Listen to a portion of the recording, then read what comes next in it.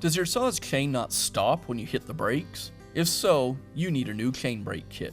The chain brake kit attaches to the saw just above the clutch drum. The brake has a metal band that wraps around the clutch drum.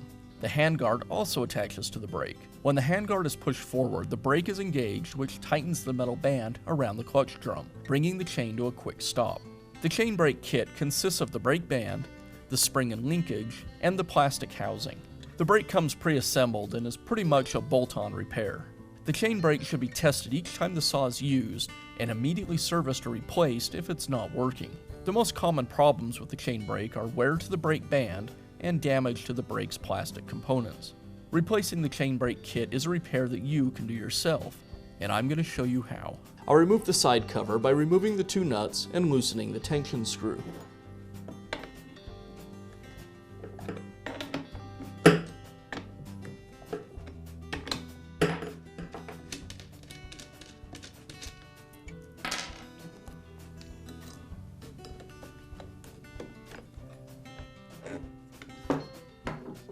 With the clutch cover removed, now I can remove the bar and the chain.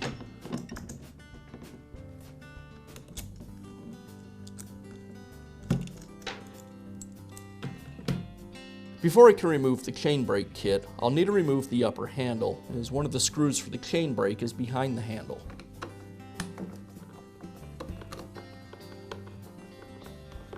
I'll tip the saw over, and there's two more screws on the bottom.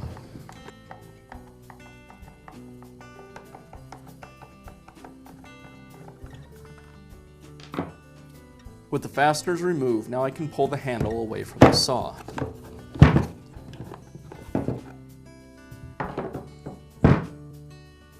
Now I can remove the chain brake assembly. It's held in place with 4 screws.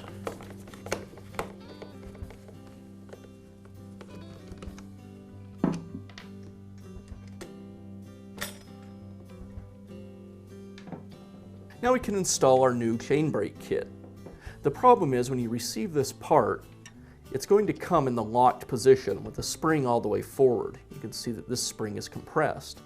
So the problem is we can't just slide this over the clutch drum in this position and it won't fit. So to install it, what we're going to need to do is remove the clutch drum for the saw, put the brake on, unlock it, and then reinstall the clutch drum. The clutch drum is held to the saw with a C-clip. I'll just use a small screwdriver to pry the C-clip away from the shaft. With the clip removed, I can remove the washer and the clutch drum. With the clutch drum removed, now the brake band will easily fit over the top of the clutch. I'll need to pull the handle up to get the brake to align, like that. Once everything's in place, I'll re-secure the brake with the screws. With the new chain brake installed, now I can go ahead and unlock it so we can fit the clutch drum back into place.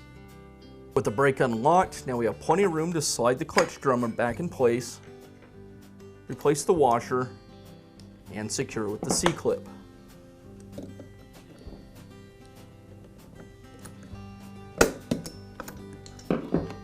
Now I'll reinstall the top handle. I'll just work it onto the saw until it's in its mounting location.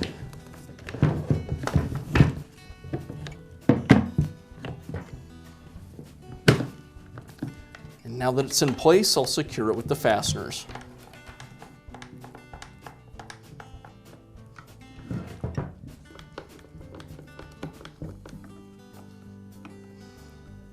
Now I'll install the bar and the chain.